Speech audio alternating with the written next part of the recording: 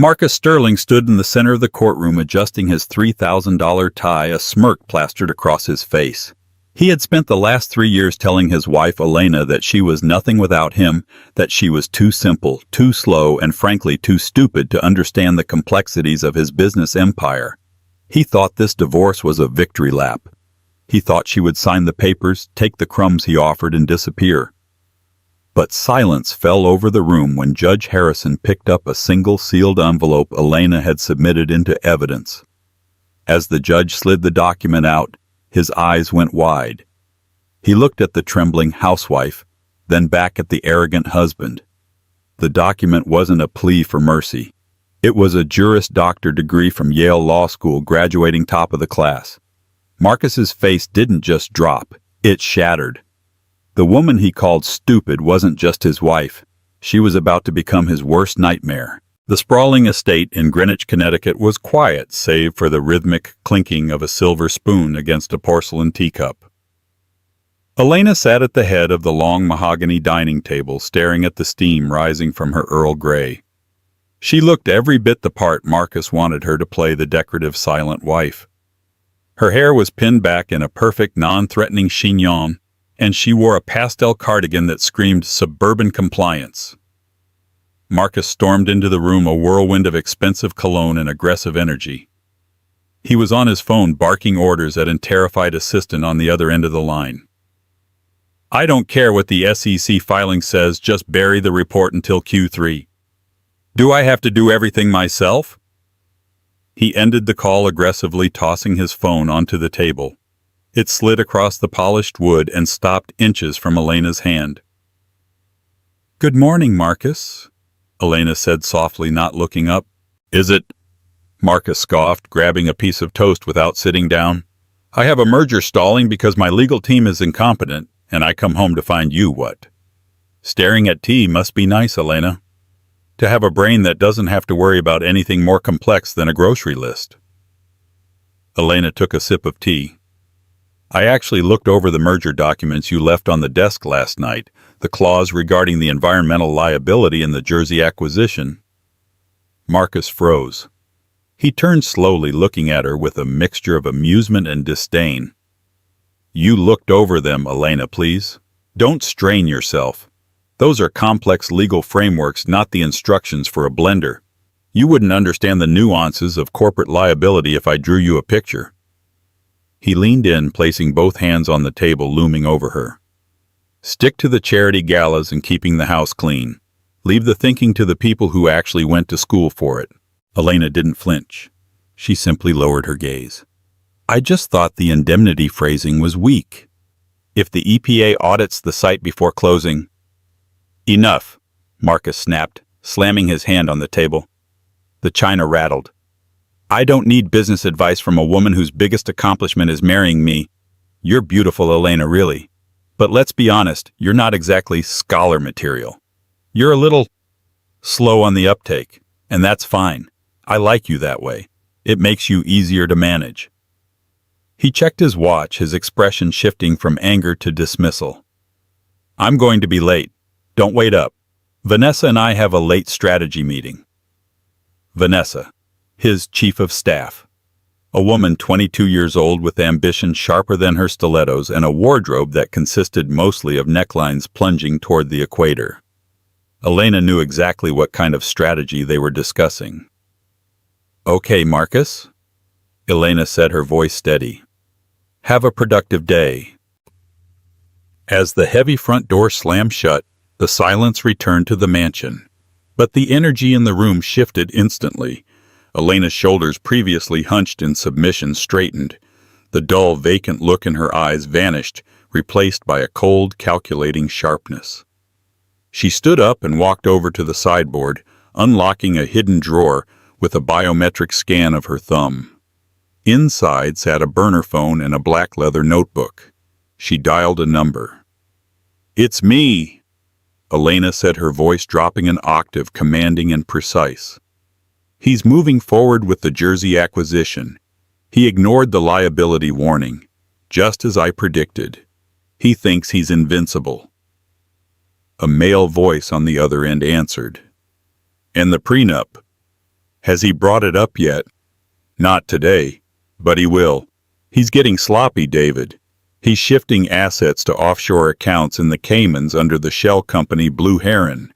He thinks I don't know how to read a ledger. He called you stupid again?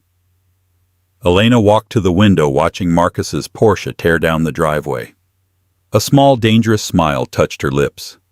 Yes, he did. He has no idea that the stupid wife he comes home to is the same woman who ghost-wrote the winning brief for the senator's defense last year. When do we drop the hammer, Elena? Not yet, she whispered. Let him feel safe. Let him think he's the king of the world. I want him to file for divorce first. I want him to put it on public record that I am incompetent and entitled to nothing. Once he swears to that under oath, then we take everything.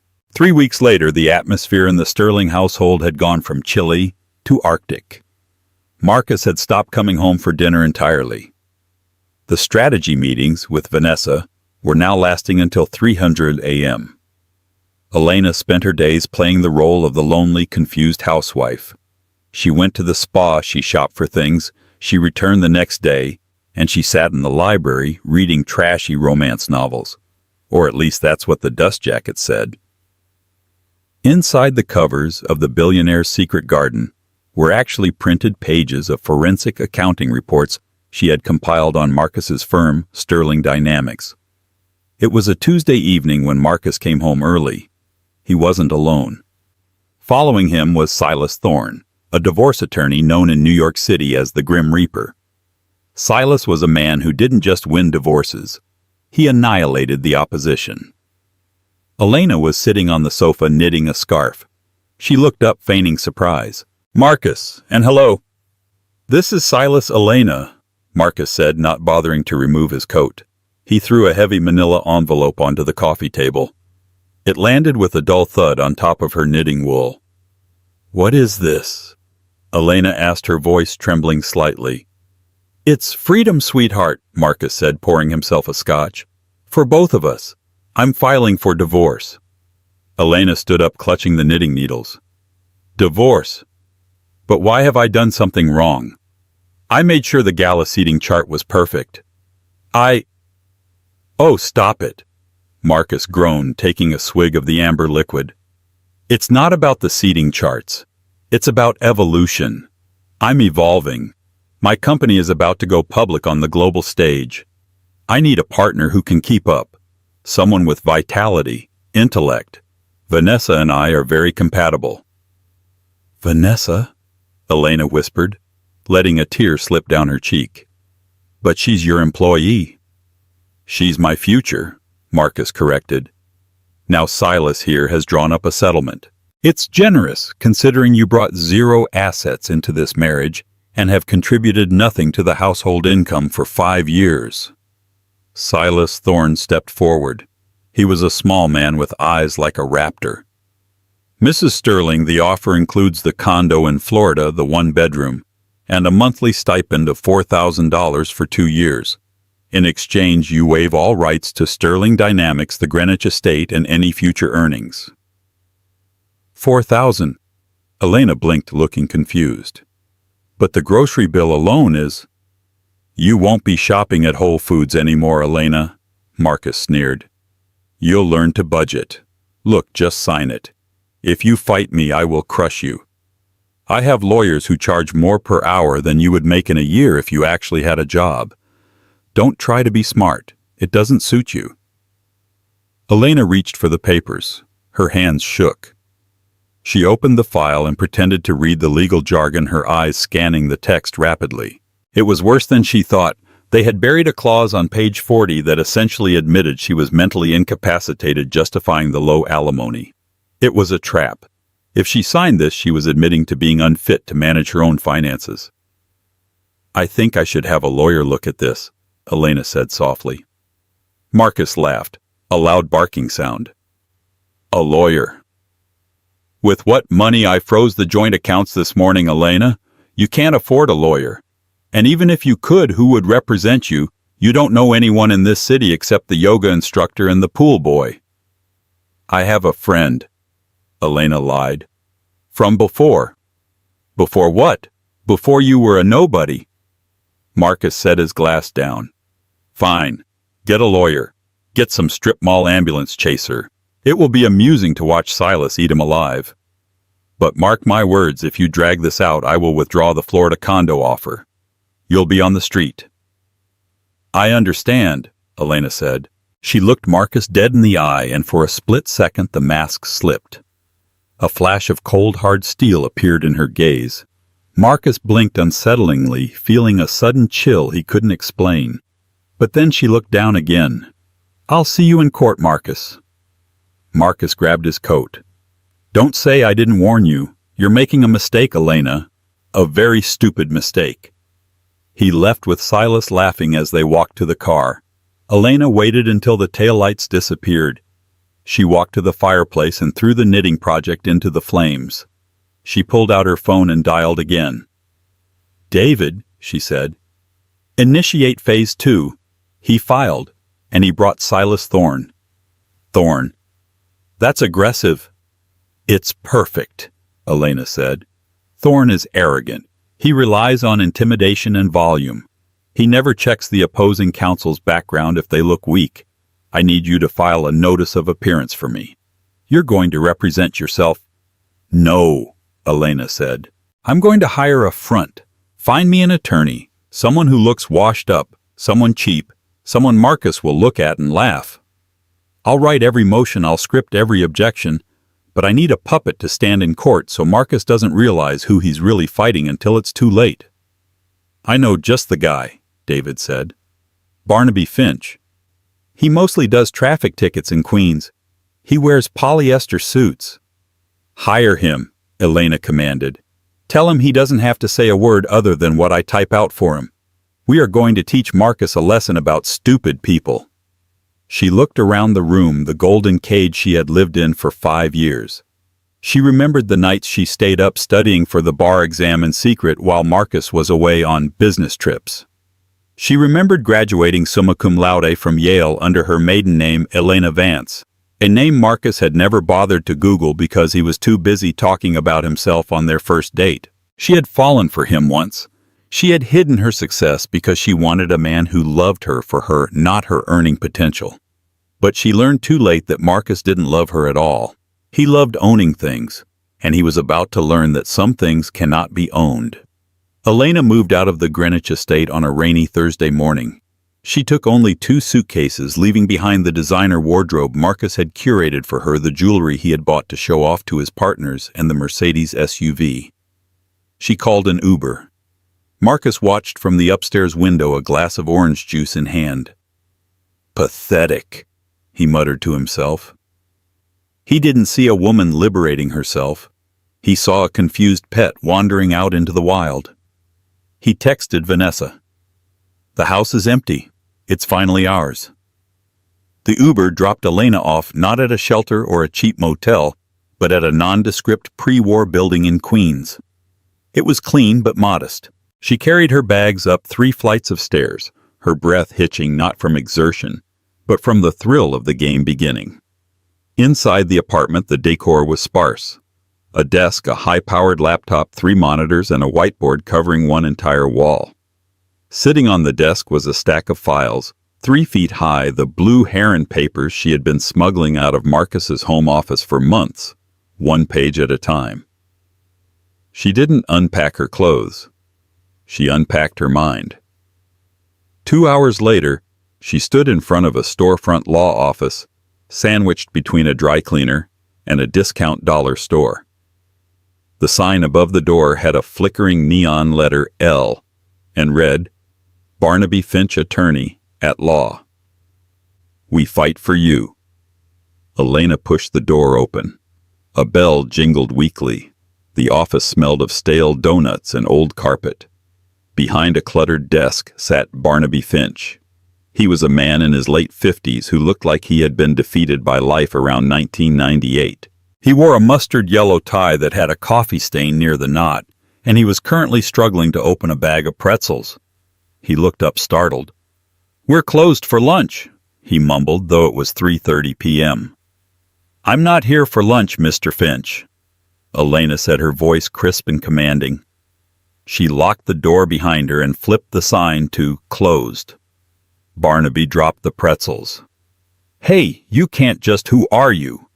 Elena walked to the chair opposite his desk, dusted off a layer of crumbs and sat down.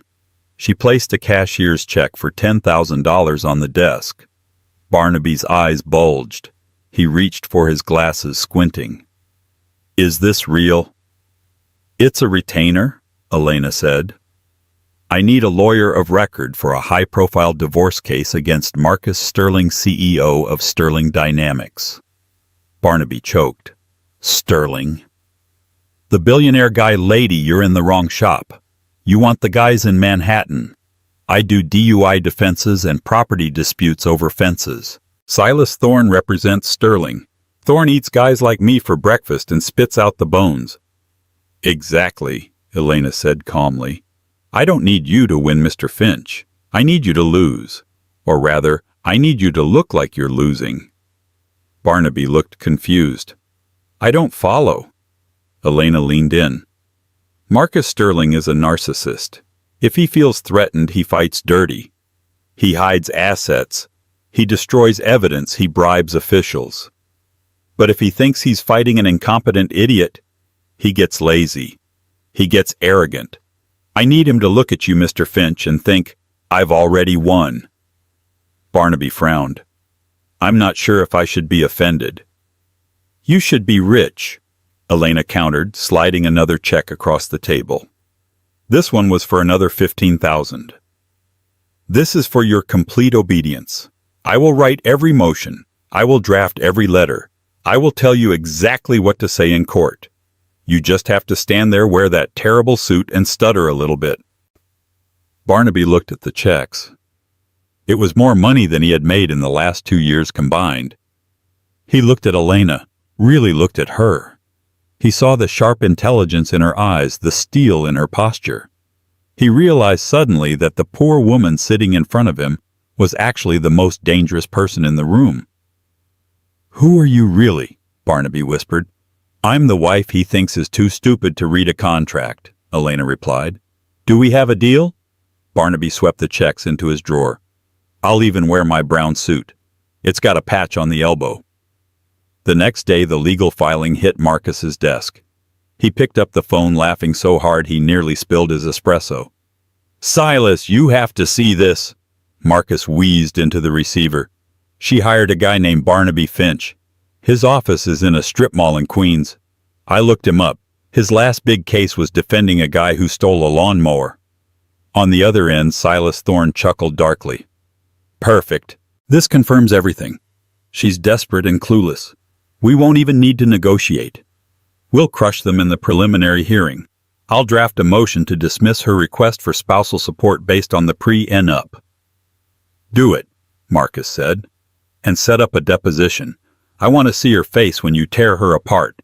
I want Vanessa to be there too." "Vanessa." Silas paused. "Is that wise? Bringing the mistress to the deposition?" "She's not just a mistress, Silas. She's the future Mrs. Sterling. And I want Elena to see exactly what she's been replaced with. It's psychological warfare. If Elena cries, she looks unstable. It'll help our case." "Brutal," Silas said approvingly. "I like it." Back in the Queen's apartment, Elena was watching the stock ticker for Sterling Dynamics. She saw a slight dip. Marcus was liquidating shares to buy a yacht, a corporate retreat vessel. "Good," she whispered, typing furiously into a document titled Cross-Examination Strategy Phase 1. "Spend the money, Marcus. Make the paper trail bright and loud." Her phone buzzed. It was a text from Barnaby. "Thorne just served us. Deposition next Tuesday. They requested your presence." Elena smiled. She typed back, "Accept immediately." And Barnaby, "Don't shave for 2 days before the meeting." The conference room at Thorne & Associates was designed to intimidate. Located on the 50th floor of a Manhattan skyscraper, it featured floor-to-ceiling glass walls that offered a dizzying view of the city. The table was a slab of black marble that looked like a tombstone. Marcus sat at the head of the table, looking every inch the master of the universe. He wore a bespoke Italian suit that cost more than Barnaby's car. Next to him sat Vanessa. She was wearing a tight red dress that was entirely inappropriate for a legal proceeding, her hand resting possessively on Marcus's arm. She smirked as the door opened. Barnaby Finch walked in first, clutching a battered briefcase that wouldn't quite close. He looked sweaty and overwhelmed, just as Elena had instructed. Behind him walked Elena. She wore a plain gray dress, no makeup, and flat shoes. She kept her head down, clutching a tissue in her hand, looking terrified. "Well, well," Marcus boomed, his voice echoing off the glass. "The gang's all here." "Hello, Elena. You look tired." "Leave her alone, Marcus," Barnaby squeaked, his voice cracking. He sat down and fumbled with his papers, dropping a pen on the floor. He scrambled under the table to retrieve it. Silas Thorne watched this display with a look of pure disgust. He didn't even bother to stand up to shake Barnaby's hand. "Let's get this over with. I have a lunch reservation at Le Bernardin at 1. The court reporter set up the camera. "On the record," she said. Silas began the interrogation. He didn't treat Elena like a hostile witness. He treated her like a child. "Mrs. Sterling," Silas droned, "do you understand the concept of a prenuptial agreement?" "I think so," Elena whispered. "You think so?" Silas laughed. "It's a contract, Mrs. Sterling. One you signed 5 years ago. It states that what is Marcus's stays Marcus's. Why are you contesting it now? Did Mr. Finch here tell you that you could get a payday?" Barnaby cleared his throat. "Objection, maybe." "On what grounds?" Silas snapped. Badgering," Barnaby offered weakly. "Denied. Stick to the questions," Marcus interrupted, enjoying the show. He leaned forward. "Elena, look at Vanessa. She's smart. She has an MBA. She helps me run the company. You couldn't even run the dishwasher without breaking a plate. Why don't you just sign the settlement and go, 'This is embarrassing for you'?" Elena looked up, her eyes watery. I just had some questions about the household expenses." Marcus rolled his eyes. "Expenses? What expenses?" Elena nudged Barnaby. He looked down at the sheet of paper Elena had typed out for him, a script formatted in large, easy-to-read font. "Right," Barnaby read, squinting. "Mr. Sterling, regarding the trip to the Maldives in November 2024, you charged it to the company account as a business development summit." "That's correct," Marcus said smoothly. "I was meeting with investors." Barnaby read the next line. "And was Ms. Vanessa Hart present at this summit?" "She is my chief of staff. Of course she was there," Marcus said, looking at Vanessa and winking. "And," Barnaby flipped the page, his hands shaking, "and the purchase of a Cartier Panther bracelet valued at $55,000 on November 12th. Was that also for business development?" The room went quiet for a second. Vanessa instinctively covered her left wrist with her right hand, trying to hide the diamond bracelet glinting there. Marcus didn't flinch. He was too arrogant to see the trap. "It was a gift for a client's wife. To seal the deal. Standard operating procedure." Elena looked down at her hands, hiding a tiny satisfied twitch of her lips. He lied. He lied under oath. That was the first nail. "Okay," Barnaby continued reading the script. "And the Blue Heron Consulting Group. You paid them $2 million last year for strategic oversight. Who is the principal of that company?" Silas Thorne sat up straighter. "Objection. Irrelevant. That's a subsidiary entity. It has nothing to do with Mrs. Sterling's marital assets." "I just want to know if they did a good job," Elena said softly, her voice sounding innocent and naive. $2 million seems like a lot of money. Did they help the company?" Marcus laughed. "See, this is what I mean." She sees a big number and her brain short circuits. "Yes, Elena, they did a good job. Now are we done with these trivialities?" "One more thing," Barnaby said. "Mrs. Sterling would like to know why the deed to the warehouse in Jersey The one with the chemical leak problem was transferred to her name 3 weeks ago. Marcus froze. His face went pale for a fraction of a second before he recovered. He had done that secretly. He had forged her signature on the transfer documents so that if the EPA sued, the liability would fall on Elena, not Sterling Dynamics. It was his fail-safe. How did she know? That must be a clerical error, Marcus said quickly. I'll have my team look into it. Okay, Barnaby said, closing his briefcase. That's all for today. That's it? Silas asked, incredulous. You're not going to ask about the alimony, the house. Mrs. Sterling is tired, Barnaby said, standing up. We'll see you in court. As they walked out, Marcus burst into laughter. Did you see that? Is that a lot of money? She's clueless. She didn't even ask for more money. She just asked about old receipts.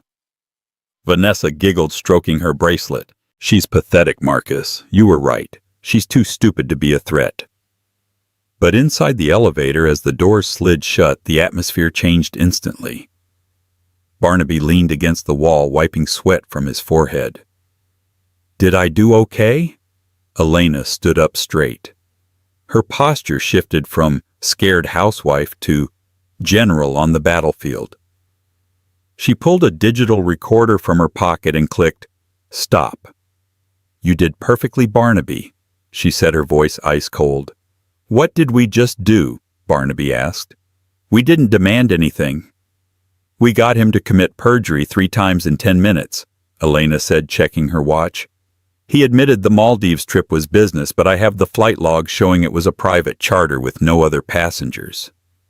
He claimed the bracelet was for a client, but Vanessa is wearing it in her Instagram photos from that week.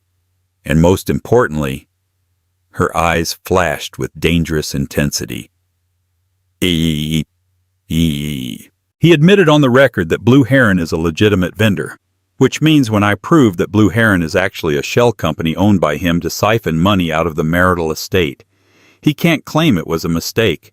He just validated the vehicle of his own fraud. The elevator dinged at the lobby. "Mr. Finch," Elena said, stepping out. "Go home and rest. The real work starts tomorrow. I'm going to spend the night drafting a forensic subpoena that will make Silas Thorne wish he had retired last year." Barnaby watched her walk away, her heels clicking rhythmically on the marble floor. He shook his head.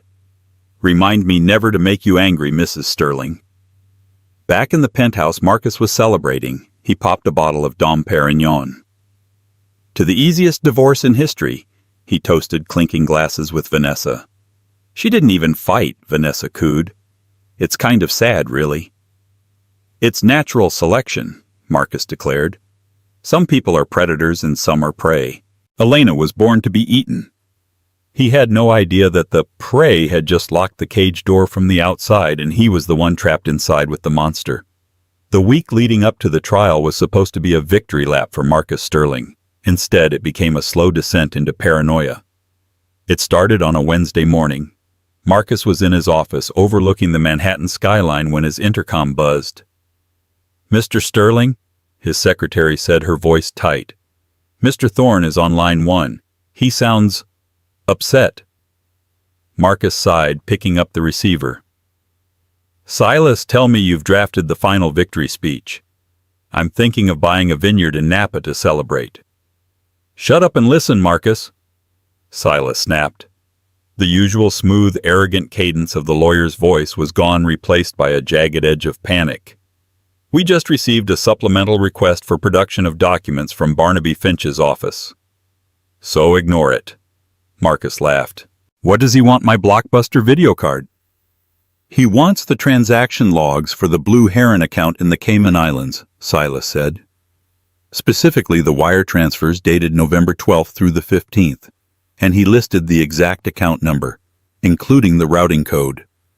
The blood drained from Marcus's face so fast he felt dizzy. The room seemed to tilt. "That's impossible. That account is encrypted. It's untraceable. Only 3 people have that number." "Well, now a guy who wears mustard-stained ties in Queens has it," Silas hissed. "And that's not all. He subpoenaed the flight manifest for your private jet. Not the public logs, Marcus. The maintenance logs. The ones that list the passenger weight distribution. He's trying to prove Vanessa was on the plane by showing the weight variance in the cabin. Marcus gripped the phone. Who is helping him? Finch is an idiot. He couldn't find his way out of a paper bag. I don't know, Silas said. But the language in these motions, it's not strip mall legal jargon. It's precise. It's aggressive. It cites case law from the Second Circuit that was decided last week. Marcus, are you sure Elena didn't hire someone else? I'm sure, Marcus shouted. I've had her followed. She sits in that dumpy apartment all day. She goes to the bodega for milk. That's it. She doesn't talk to anyone. Then we have a leak, Silas concluded. Someone inside your company is feeding Finch information. Marcus slammed the phone down. He looked through the glass wall of his office to the open floor where his employees were working. Suddenly, everyone looked suspicious. Was it the accountant, the intern? His eyes landed on Vanessa. She was at her desk, filing her nails, looking bored. He stormed out. Vanessa, in my office. Now! Once the door was closed, he pinned her with a glare. Did you tell anyone about the Cayman account? Vanessa looked affronted. What? No. Why would I? Because Barnaby Finch knows the account number, Marcus roared. The wife who you said was too stupid to function just subpoenaed my offshore ledger. Maybe you left it out on your desk, Vanessa shot back, crossing her arms. You're not exactly careful, Marcus. You leave files everywhere at the house. Elena probably just took a picture of something she didn't understand and gave it to the lawyer. She wouldn't know what to take a picture of. Marcus paced the room, running a hand through his hair. She thinks offshore means a boat trip. No, this is something else. He grabbed his coat. I'm going to see her. You can't, Vanessa warned. Silas said no contact. Screw Silas. I need to look her in the eye. I need to see if she's bluffing. Marcus drove his Porsche to Queens, the sleek vehicle looking alien amidst the potholes and rusted sedans of Elena's new neighborhood. He stormed up the 3 flights of stairs and pounded on the door of apartment 3B. Elena, open up. No answer. He pounded again. I know you're in there. Open the damn door. The door to the adjacent apartment creaked open. An elderly woman peered out, clutching a cat. She's not home. Marcus spun around. Where is she? Library, the woman rasped. She goes there every morning at 6:00 a.m., doesn't come back until dark, says she has studying to do. Studying? Marcus scoffed. Studying what? Cooking for dummies.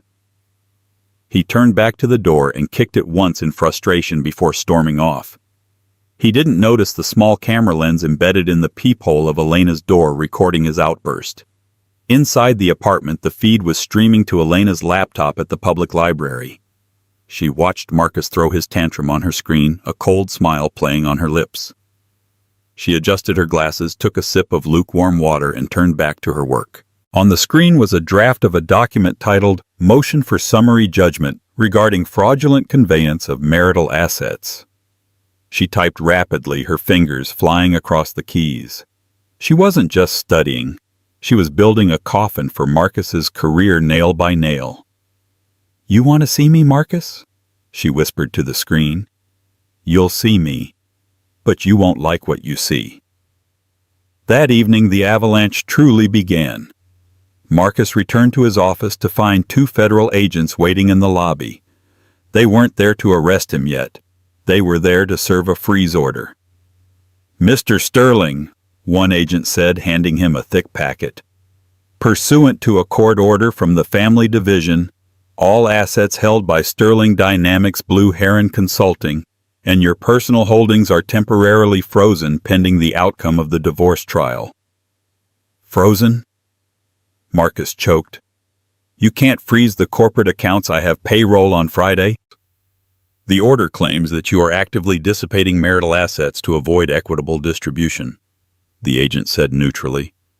The judge found the evidence compelling. Marcus read the first page of the order. His eyes widened. The evidence cited wasn't just the bank account number. It was a transcript of a conversation he had with Vanessa inside the elevator at Silas Thorne's office. Marcus. It's natural selection. Elena was born to be eaten. He looked up horrified. She bugged me. That's illegal. That's inadmissible.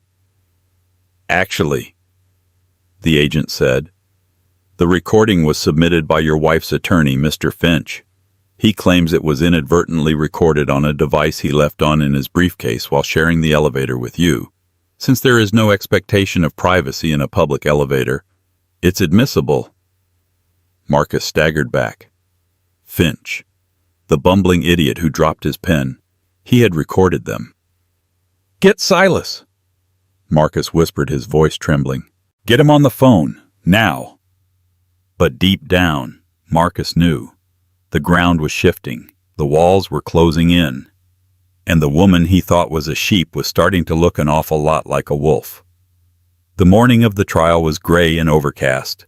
The New York Superior Court was an imposing fortress of stone and glass, a place where lives were dismantled and fortunes divided. Inside courtroom 402, the gallery was packed. Word had leaked that Marcus Sterling, the tech mogul, was fighting for his fortune. Reporters lined the back benches, pens poised.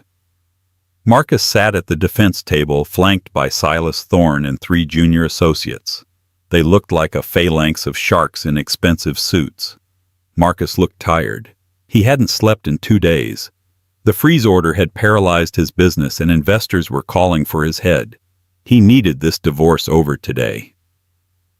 Don't worry, Silas whispered, though he looked less confident than usual. Judge Harrison is old school. He hates it when wives try to play detective. We'll paint her as paranoid and unstable. We'll get the recording thrown out.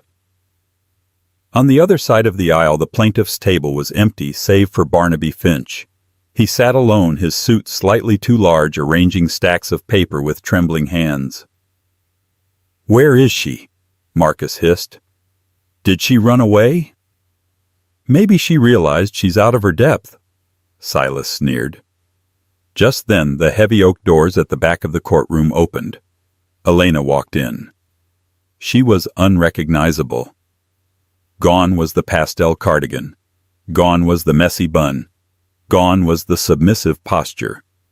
She wore a sharp navy blue power suit that was tailored to perfection. Her hair was blown out straight, falling like a curtain of silk around her shoulders. She wore black stiletto heels that clicked with authoritative precision against the floor. She carried a slim leather attaché case. The room went silent. Even the reporters stopped typing. She walked to the plaintiff's table and sat down next to Barnaby. She didn't look at Marcus. She didn't even acknowledge his existence. She opened her case and pulled out a single fountain pen and a yellow legal pad. All rise, the bailiff bellowed. The Honorable Judge Arthur Harrison presiding. Judge Harrison swept in his black robes, billowing. He was a stern man with bushy gray eyebrows and a reputation for zero tolerance for courtroom theatrics. Be seated, Harrison grunted. Docket number 499220, Sterling v. Sterling. Let's get moving. I have a murder trial starting at 2. Silas Thorne stood up, buttoning his jacket. Your Honor, Silas Thorne for the defendant, Mr. Sterling. We are moving for immediate dismissal of the plaintiff's financial demands based on the prenuptial agreement signed 5 years ago. This case is simple. Mrs. Sterling is attempting to extort my client based on delusions and illegally obtained recordings. Judge Harrison peered over his spectacles. Mr. Finch, your response. Barnaby Finch stood up. He looked at Elena. She gave him a subtle nod. Your Honor, Barnaby said, his voice surprisingly steady. We are not contesting the existence of the prenup. We are contesting its validity based on fraud, and at this time I would like to yield the floor. Yield the floor. Judge Harrison scowled. To whom? You're the attorney of record, Mr. Finch. To my client, Barnaby said. Mrs. Sterling requests permission to address the court regarding a preliminary evidentiary matter. Silas laughed out loud.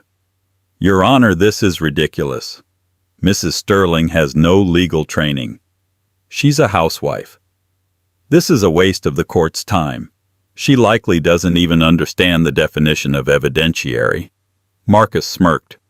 She's going to cry, he whispered to Vanessa, who was sitting in the front row behind him. Watch. Judge Harrison looked at Elena. Mrs. Sterling, I strongly advise against this. Mr. Thorne is a seasoned litigator. If you speak on the record, you will be held to the same standards as an attorney. Elena stood up. She didn't tremble. She didn't stutter. She looked Judge Harrison dead in the eye. I understand the standards, Your Honor, she said. Her voice was clear, resonant, and projecting to the back of the room. It was not the voice of the woman who asked about tea. It was the voice of a commander. In fact, I am counting on them. She picked up a thick envelope from the table. Mr. Thorne claims I am incompetent. Elena continued walking slowly toward the bench. He claims I am unable to understand the complexities of my husband's business. He claims I am too stupid, a direct quote from the defendant, to manage my own affairs. She reached the clerk's desk. I submit into evidence Plaintiff's Exhibit A, she said. The clerk took the envelope and handed it to the judge. Judge Harrison opened the seal. He pulled out the document. He adjusted his glasses. He read it once. Then he read it again. His eyebrows shot up toward his hairline. He looked at the document, then at Elena, then at Marcus. Is this authentic? The judge asked, his voice hushed. Certified by the dean, Elena replied. What is it? Silas demanded, standing up. I demand to see the evidence. Sit down, Mr. Thorne, the judge snapped. You'll see it. Judge Harrison held up the document for the court to see. It was a diploma, heavy cream-colored paper with Latin script and the seal of Yale University. This certifies that Elena Vance Sterling, the judge read aloud, graduated summa cum laude from Yale Law School, recipient of the Potter Stewart Prize for Best Team Argument in Moot Court, editor-in-chief of the Law Review. The silence in the courtroom was absolute. It was a vacuum sucking the air out of the room. Marcus's jaw didn't just drop, it unhinged.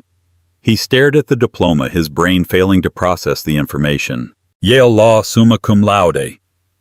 Wait, Marcus stammered, standing up involuntarily. That's a fake. She knits. She watches soap operas. And the judge continued reading from a second sheet in the envelope. She is a member in good standing of the New York State Bar. Her specialization listed is forensic accounting and white-collar corporate fraud. Silas Thorne sank back into his chair. His face had gone the color of ash. He looked at Barnaby Finch, who was grinning like a Cheshire cat. She played us, Silas whispered. My God, she played us all. Elena turned to face Marcus for the first time. The look she gave him was terrifying. It wasn't hatred. It was pity. Your Honor, Elena said, turning back to the bench, I move to dismiss Mr. Finch as my counsel and request permission to represent myself pro se for the remainder of these proceedings. I believe I am qualified. Judge Harrison looked at Marcus, who was now clutching the table for support, looking like he was about to vomit. The judge hid a smile behind his hand. Motion granted, Judge Harrison said. Counselor Sterling, the floor is yours. Elena walked back to her table, not sitting down. She placed her hands on the wood, leaning forward like a predator. Thank you, Your Honor, she said. I'd like to call my first witness, Marcus Sterling. Marcus stood up, his legs shaking. He walked to the stand, feeling the eyes of the entire room on him. He looked at Vanessa for support, but she was busy deleting photos from her phone, refusing to meet his eyes. Elena walked up to the witness stand. She didn't hold any notes. She didn't need them. Mr. Sterling, she began, her voice smooth as silk and sharp as a razor. Let's talk about the Jersey warehouse. Specifically, let's talk about why you forged my signature on a deed transfer involving a Superfund site 3 days before the EPA inspection. Marcus gasped. I didn't. Reminder, Mr. Sterling, Elena interrupted, leaning in close. You are under oath, and unlike the stupid wife you thought you lived with, I know where the bodies are buried, because I watched you dig the graves. She turned to the jury box, which was empty, as this was a bench trial, but the gesture was for the audience. Buckle up, Marcus, she whispered loud enough for the microphone to catch. School is in session. Marcus Sterling shifted in the witness chair, the leather squeaking beneath him. It was the only sound in the courtroom. He tugged at his collar, which suddenly felt 3 sizes too tight. Across from him, Elena stood with perfect poise, her hand resting lightly on a stack of files that Marcus now realized were not romance novels, but his own execution orders. Mr. Sterling, Elena began, her voice echoing with a calm, terrifying authority. You stated earlier in your deposition that your company Sterling Dynamics values transparency and ethical governance. Is that correct? Yes, Marcus croaked. He cleared his throat. Yes, absolutely. Then let's discuss transparency, Elena said, pacing slowly in front of the jury box. Let's discuss an entity known as Blue Heron Consulting. In your financial disclosures, you listed this as an independent third-party vendor based in the Cayman Islands. You claim they provide logistical oversight for your shipping routes. That's right, Marcus said, regaining a sliver of confidence. They are top-tier consultants. Elena stopped pacing. She turned to the projection screen. Exhibit C, Your Honor. On the screen, a document appeared. It was a scanned copy of a corporate registration form from the Cayman Islands. This is the incorporation document for Blue Heron, Elena explained. It lists the sole proprietor. Mr. Sterling, would you mind reading the name of the sole proprietor for the court? Marcus squinted at the screen. His heart hammered against his ribs. He knew what it said. He had paid a lawyer $10,000 to hide this name. How did she find it? It says. Marcus mumbled. Speak up, please, Judge Harrison commanded, leaning over the bench. It says MV Holdings, Marcus whispered. And who owns MV Holdings? Elena pressed. She clicked a button. Another document appeared. This is a wire transfer from your personal checking account, the one you claimed was frozen, funding the initial setup of MV Holdings. The signature at the bottom is yours, is it not? Marcus looked at the signature. The loop of the M, the sharp slash of the S. It was undeniable. I set it up for tax purposes, Marcus stammered. It's standard industry practice. Is it standard practice to bill your own company for services that were never rendered? Elena asked, her voice sharpening. I have here invoices from Blue Heron to Sterling Dynamics. Invoice 4092, Strategic Realignment of Atlantic Assets. Cost $450,000. Date December 12th. She walked to the defense table and picked up a piece of paper from Silas Thorne's stack, ignoring his gasp of indignation. Mr. Sterling, on December 12th. Where were you? I was working. Marcus lied. Elena smiled. It was a predator's smile. Exhibit D. The screen changed. It was a photograph. A high-resolution image of Marcus and Vanessa on a yacht in St. Bart's. They were holding champagne glasses. The date stamp was clearly visible in the metadata displayed below the image. This photo was posted to a private Instagram account belonging to Ms. Vanessa Hart, Elena said. Caption, spending the bonus money Blue Heron. A gasp rippled through the courtroom. Vanessa, sitting in the front row, turned pale and slumped down in her seat, trying to become invisible. So, Elena continued, you funneled $500,000 of shareholder money into a shell company you own, labeled it as consulting, and used it to take your mistress on a vacation while your wife was at home clipping coupons because you claimed we were cash poor. It wasn't like that, Marcus shouted, standing up. You don't understand high finance, Elena? You're twisting things. Sit down, Mr. Sterling, Judge Harrison roared. Elena didn't flinch. I understand high finance perfectly well, Marcus. In fact, I understand it better than you. Because while you were busy hiding money, you forgot to hide the metadata on your digital ledgers. She moved in for the kill. "Let's move to the Jersey warehouse," she said softly. "The one you transferred to my name. You claimed earlier this was a clerical error." "It was," Marcus insisted. "My secretary made a mistake." "Then why?" Elena said, pulling a digital recorder from her pocket. "Do I have a voicemail from your personal cell phone to your broker dated 3 days before the transfer?" She pressed play. Marcus's voice filled the room, tinny but unmistakable. Voice of Marcus. "Look, the EPA is sniffing around the chemical tanks. If they find the leak, the fine is $50 million. Just dump the deed on Elena. She'll sign anything I put in front of her. If she goes to jail for environmental negligence, so be it. Just keep my name off it." The silence that followed was heavy, suffocating. Even Silas Thorne looked at Marcus with revulsion. He began to slowly move his chair away from his client. Elena turned off the recorder. She looked at Marcus, her eyes brimming with a mixture of sadness and steely resolve. "You were willing to send me to prison," she said quietly. "You called me stupid. You mocked me.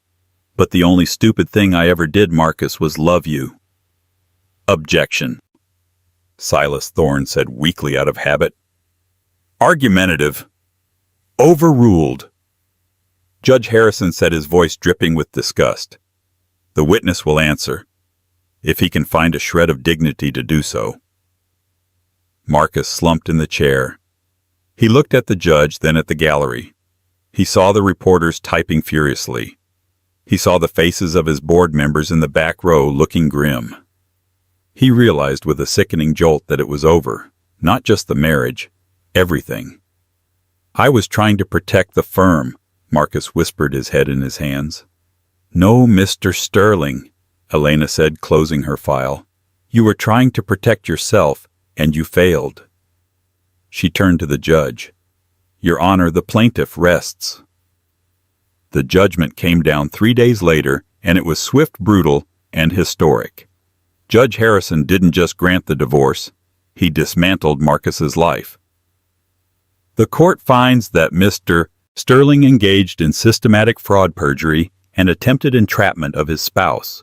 Harrison read from the bench. "The prenuptial agreement is hereby voided due to fraudulent non-disclosure of assets." Marcus sat with his head bowed. Vanessa was nowhere to be seen. She had fled to Miami the moment the blue heron photo hit the news, taking her Cartier bracelet and leaving Marcus blocked on all social media. Furthermore, the judge continued, due to the commingling of personal and business funds and the use of Sterling Dynamics to perpetrate fraud against the marital estate, the court orders a forensic partition of the company. Elena stood tall, her hands clasped behind her back. "Mr. Sterling cannot be trusted to liquidate these assets fairly," the judge said. "Therefore, I am awarding 60% of the voting shares of Sterling Dynamics to Mrs. Elena Sterling as restitution for the dissipated assets and punitive damages for the attempted framing regarding the Jersey environmental liability." Marcus's head snapped up. "What? You can't. That's my company. I built it. And you tried to burn it down to save your own skin," the judge retorted.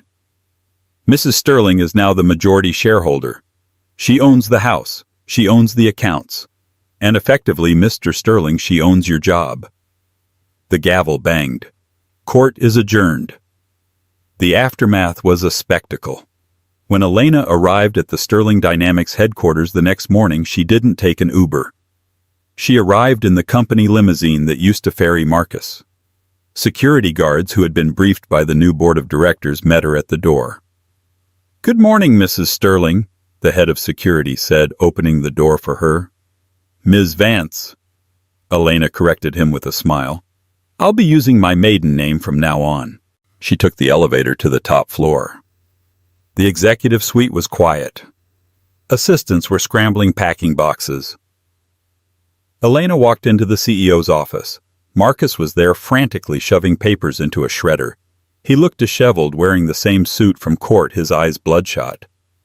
He froze when he saw her. "You," he spat. "Are you happy you stole my life?" Elena walked over to the desk he had banned her from touching, and sat down in the leather chair. She spun it around slowly to face him. "I didn't steal anything, Marcus," she said calmly. "I recovered what was owed. And as for the company, I'm not going to destroy it. I'm going to save it. I've already scheduled a meeting with the EPA to self-report the Jersey leak and pay the remediation costs. The stock price went up 4% this morning when the news broke that you were out." Marcus stared at her. "The stock went up." "The market hates uncertainty," Elena explained. "And you, Marcus, are a liability. I, however, am a Yale-educated lawyer with a plan for sustainable growth. The board prefers me." She pressed the intercom button. "Security, please escort Mr. Sterling from the building. He is no longer an employee here." 2 burly guards stepped into the room. Marcus looked at them, then at Elena. For the first time, he saw her not as an accessory, but as a titan. He realized that the stupidity he had mocked was actually patience. The silence he had ignored was actually observation. He grabbed his box of personal items, a stapler, a photo of himself, and a dead plant. "You won't last a month," he sneered, trying to salvage some pride. "I've already lasted 5 years with you," Elena replied, opening a file on the desk. "Running a Fortune 500 company will be a vacation compared to that." She didn't watch him leave. She was already reading the Q3 financial report, her pen moving swiftly across the page, correcting the errors he had made. Marcus Sterling walked out of the glass doors and onto the sidewalk. It started to rain. He reached for his phone to call a car, but remembered his company credit cards had been canceled. He looked up at the towering building, seeing the lights on the top floor, the floor where his stupid wife was now sitting in the throne he built. He pulled up his collar and walked toward the subway. They say you should never judge a book by its cover. But Marcus Sterling made a much more dangerous mistake. He judged his wife by her silence. He thought kindness was weakness. He thought patience was ignorance. He learned the hard way that the quietest person in the room is often the one listening the loudest and planning the longest. Elena didn't just win a divorce. She won her identity back. She proved that intelligence isn't about bragging. It's about winning when it counts.